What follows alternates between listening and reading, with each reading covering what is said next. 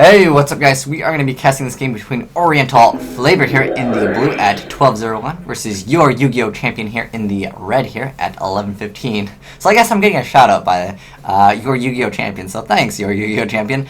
I hope he's playing E-Heroes. You guys know my love for E-Heroes.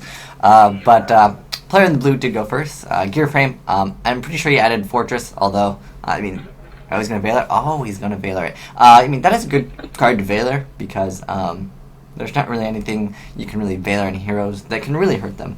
Occasionally, though, when they make a Blade Armor Ninja or if they go for an Excalibur, and especially Excalibur more so, if you do Valor that does hurt them just a bit. Sometimes it hurts the E-Hero player a lot if they have like multiple Gemini Sparks or Hero Blast and they just do not have Alias in their hand. So we see an End Space Mystical Space Typhoon from our player in the blue, and a Miracle Fusion set was set. So what that can reveal for our player in the red is that he does happen to have multiple Miracle Fusions and he just simply doesn't have the targets for it. So he can't. I don't see why not. Was there a reason why he can't ditch a Fortress? Oh, he said never mind. I'm using, yeah, you can actually use Machina Fortress. This is what makes him so unfair, is because you can discard himself. Yeah, unfortunately, that is, it's very painful. This card is so annoying to deal with. Although, if you make a Shining, it's pretty decent against it, because, Shining will just be like, it's cool, you destroy me, it's cool, you get to add back cards. I don't know, Shining is a great card. It's just overall a really solid card as well. So we see a Heavy Storm activate, so our player in the red most likely has a play, and it was Book of Moon, so I believe Miracle requires a face-up, and it's not a cost, so maybe Book of Moon could have stopped that. So if our player in the red happens to have, so he's going to go for Diva, okay, so he's playing most likely the Absolute Zero variant of E-Heroes, with like the Divas and like most likely Malicious, but we'll see. But yeah, sending Miracle usually reveals that he probably had a cloggy hand. That is one thing to take him out. Ooh, he's going for a Spine Killman. Now he can go for a Catastor. Catastor will then basically lose. But if you guys remember, Oriental Flavor basically had to use 2 cards to get out Fortress, although he got to add one of the Fortresses for free with the Gear Frame. So technically, he's not really going minus with this. It's just kind of breaking even. Essentially. Ooh, and we're going to see a Miracle Fusion activated after this. And, what are they going to make? Ab-Zero. I'm kind of confused on this. I don't feel like it's necessary. Oh, he did need to get those cards in the grave. Okay. Okay. I still would have felt like just going for Catastor would have been fine. But, now he's got to decide which one he wants to get rid of. I would get rid of... Oh, his effect doesn't... Oh, that's right, okay. So, since it was not destroyed by battle, it was destroyed by card effect. And, it won't get its effect. Oh, okay. That's something good to know. But now our player in the blue will kind of get advantage off this, because now it is destroyed by battle, and now it gets destroyed by battle. So, player of the red made a pretty good play, because at first I was like, wait, he's just going to destroy... one of your cards after that. But, yeah, it has to be destroyed by battle. But when it is targeted, and Catastor's effect does not target, no monsters for the player in the blue, I guess. So we see a D-draw. So like I said, it was a Destiny Hero build. And we're going to see Reasoning come out. Now, I remember when there was a deck called, Diamond Dude Turbo, and it ran like a wolf and stuff. It was a pretty interesting deck. So, player in the... blue calls 4. So Reasoning, he basically starts milling, and then I think does he put him back? Oh, it is a Diamond Dude, so he is going to lose that card. And then he's going to summon a Myth Tomato. Okay, this is pretty cool. I like where this is going. There's a lot of cards where, I haven't really seen a lot. And then a Deep Prison comes out to get rid of that Tomato. Yeah, that's fine, Tomato's not a big card to get rid of. Although, again, our player in the blue, he kind of revealed, he's like, I don't have any monsters. But the thing with Reasoning is... sometimes you can get really lucky with Reasoning, but I don't think there's that many great cards to actually hit with E-Heroes. What can you potentially get into with Reasoning? Dasher might be like an okay card, maybe Malicious, and then if you have a Diva in hand, I guess, yeah, you could technically, but you'd have to get really lucky. But Reasoning basically was a -1 for a player in the red.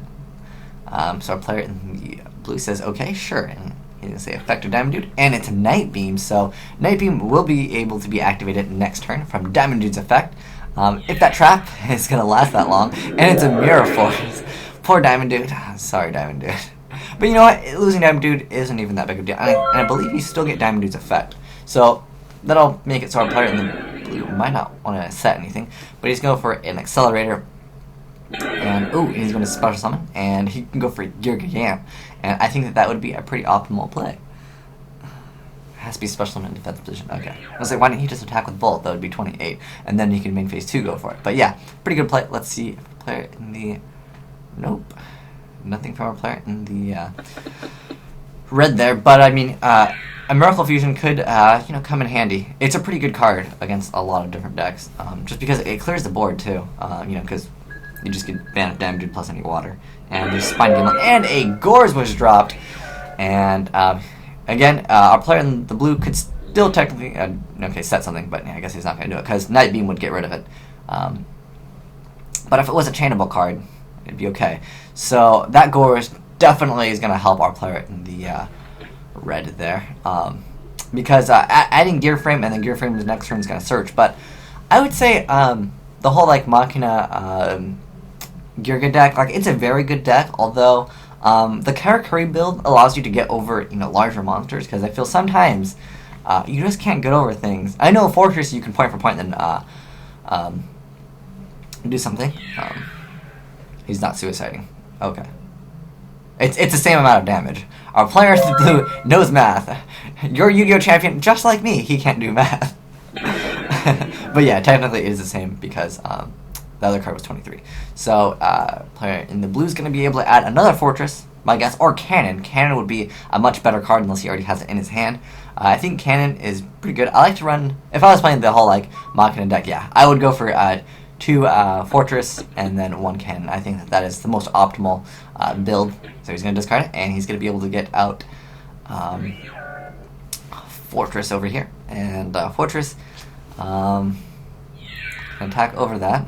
And then main phase 2, I guess, he can equip, and that will be okay. And I don't think this card gets an effect when he's equipped. Okay, it just makes it so you can destroy that instead. And then this won't be counted as destroyed by battle. So he will take 2,000 points of damage.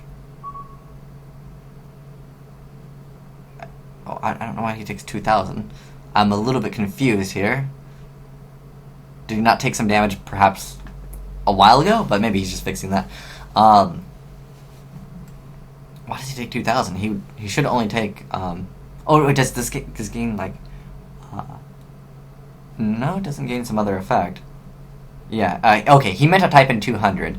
So at least our player in the blue is being an honest player here because, that's always good. Even though it's not in his favor. But yeah, he does get to add 1,800. He meant to type in 200, but he typed in 2,000. Nope. You don't lose more life.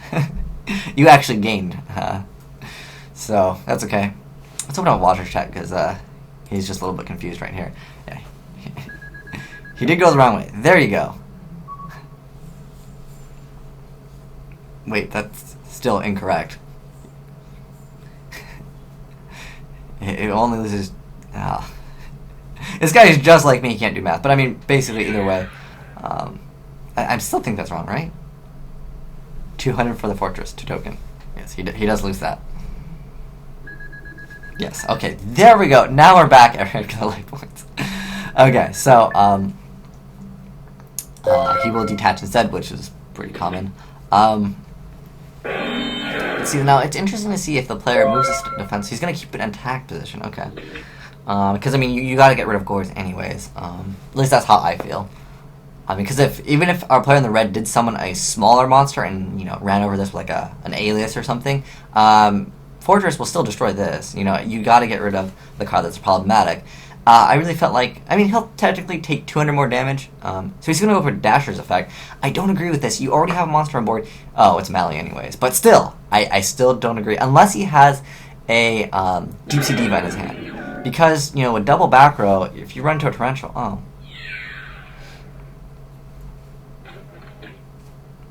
Okay, so yeah. Like I said earlier, he's got to get rid of Gores anyways. And And then now, perhaps in main phase 2, our player in the red can go for a... Nope, no Diva. He's just Mally for nothing. Like, I mean, at least it gets Malicious out of your hand. You know, it's not the worst idea, but it's just so much more effective when you're running, you know, like the Absolute Zero variant of Heroes, which, you know, Ab-Zero is such a good card. And that card will see a lot more play in Heroes once the Atlantean Mermails come out, because, like, all the waters, it's cool. Ab-Zero will be like, oh, I love lots of waters on your field. I'm going to boost my attack up. And Atlantean Mermails, sometimes if they use too many of their cards that just pop face-up cards on the field, like the ones that you discard, they can just, like, not get over 0. It's kind of funny, because 0 Sonic is going to be like 4,000 attack. It's pretty ridiculous. Our part in the blue just doesn't have the monsters, I guess. I wouldn't really see, you know, I wouldn't consider any really misplays out of our player in the blue. Yeah. Other than, I mean, he definitely could have taken technically 200 less points of damage, and it would have been more optimal. Again, you know, when you can save 200 life points, it might not be the biggest deal in some games, but there are times where 200 or 100 life points can make the biggest difference, and it can completely change the game around. So let's see what he does. I mean, what is he gonna do? He compulse maybe Mally before. I wouldn't compulse. I'd wait till he summons something. He's just gonna go for that Mally. Get that 800 attack in. I mean, maybe our player in the red just doesn't have the monsters either. I mean, depressing Mally at this point wouldn't really hurt. But I mean, if you've got no monsters, and even if you get over Mally, the player in the red can technically go off, because, you know, Mally plus Diva, you can make a lot of plays with that. Unfortunately, our player in the red, you know, has that Mally, and in 2 more turns, if player in the blue doesn't have a response, it will be game from Malicious. But you know, I really feel like the Karakuri Machina build, it just has more options. But the Machina build is a lot more faster. You can beat down your opponent a lot faster. Let's look at Watcher Chat again. Oh, make sure I don't time out. Yes. That is a good idea, because if you do not do anything, I would technically time out. That has happened before while I was casting the game. Oh, so you go. Then we got that Diva. But Torrential Tribute could make the big difference here. I would activate Torrential right after another monster is summoned. Because, I mean, if our player in the red does happen to make a Stardust before he goes for his other Mally, so yeah, double Diva, and he can go sync for double level 8s, and that is super deadly, especially if you make a Stardust first. Let's see what he makes. Because I'm pretty sure if if I remember right, Mally attacked and he thought about it for a second, so I'm pretty sure that our player in the blue might have like a D prison though. So let's find out. I'm hoping, I mean, in this position with 4 back row, I would honestly make, I would make Stardust first before before going for like any other play. I would probably make Stardust, and that is probably what our player in the red's going to do. You know, Scrap Dragon's a great card as well. Oh, and we see a Bottomless. Stardust will of course be like, no. Stardust can negate that, because it has to destroy and then it vanishes. And it's if you do banish, yeah. Because that part has to resolve. He's going to get in and goes, yeah, of course. Oh, our player in the red happens to have a Malicious in his hand. And just as a side note, that 200 damage is really minor. What our player should have done in the red was special Diva, special the other Diva in defense mode. And then that way the Diva would be in defense mode. Because at any time, if our player draws another Machina Cannon and one of these is a face-down limiter removal, that will be game, because 5,000 doesn't care about 200. And that way, if he attacked into Stardust, at least you know, he would take 25, and you know, he would still be alive. But yeah, you gotta watch out for the limiter removal. That can definitely change the game. Let's see if our player in the blue has it, because that would definitely show how, you know, you just make these, you know, minor mistakes, I would say. I mean, there's no need to get into the 200 damage, because he would still be 1,600 life. The only times where you would, you know, want to get in that extra 200 points of damage is when you know your opponent has like a warning, or you just don't want to deal with a warning, and you can make them go under 2,000 life points. That is key. Sometimes in games where you just, you get in some small attack, maybe 100, 200, just so that your opponent cannot activate warning, or maybe that they have, that they have a card, like some psychic card, where they have to pay 1,000 life points, and you just get them under so they can't use those cards.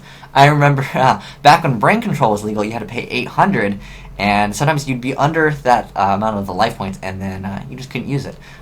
Brain control was a good card. People used the gold sarcophagus for it all the time, because that card wins games. Well, it more so steals games, but it's okay. Blackluster Soldier does that too.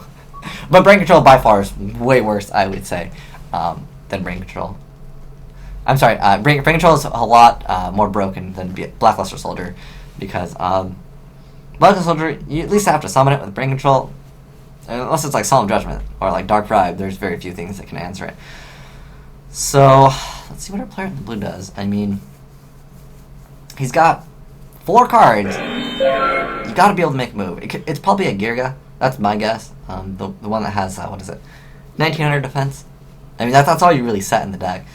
And it looks like he doesn't have a deep prison. But he did have to activate Bottomless, because had he not activated Bottomless, he would have lost. So it's not like he misplayed essentially by activating Bottomless, which I should have mentioned earlier, but that's okay. Alright, so let's see what our player in the red decides to do. I mean, if it's a Geargia armor, you'll be able to deal 200 damage. So he's going to reason. And like with Stardust out, you can kind of overextend. That's what I love about Stardust Dragon. So a player in the blue gets to call a level, and he'll probably call level 4. I would call level 4. I mean, it's the most common thing. If he hits a...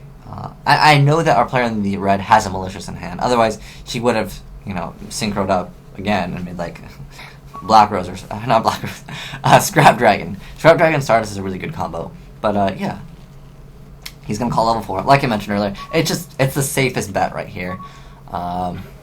Miracle Fusion, and he gets a level 4 again. So reasoning went -2. The thing with reasoning is, all he could really hope for. I mean, he went through his dashers. You only usually play like one dasher anyways, and then he pretty much went through his Mally, because Mally is in grave and 1 is probably in his hand. What are you hoping to reasoning for? But you might as well activate it. Or you could set it, actually. I don't know. Scare your opponent, bluffing with a face down that it does absolutely nothing. But yeah, if he got lucky with that, and I don't know what he was hoping to hit, to be honest. Oh, and it was, what does this card do? When this card is sent from the field to the graveyard, you can target 1 Geargia monster in your graveyard and add to your hand, except for himself. I don't remember if he has any targets. Yeah, he doesn't actually have any targets.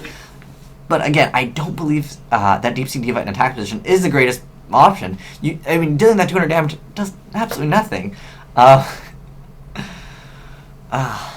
Please have cannon plus limit removal. I want to see the player in the red get punished. Yeah, that's pretty interesting. He's got no armors or arsenal, and that's going to be game. What does he have? He's got Fortress. What face downs? Please. Oh, I was hoping he would show his face downs. But that's actually surprising that he didn't have any of those. But it was a pretty standard game for the Machina Geargia, I would say, except for he had no Geargia armor. But yeah, Resisting, pretty interesting, and that was like the absolute zero deck, which is a pretty cool deck. I like to see how that deck can play out. But funny seeing Reasoning. I remember seeing that card a long time ago. But anyways, thanks for watching, guys. Asian Eyes White Dragon, signing out.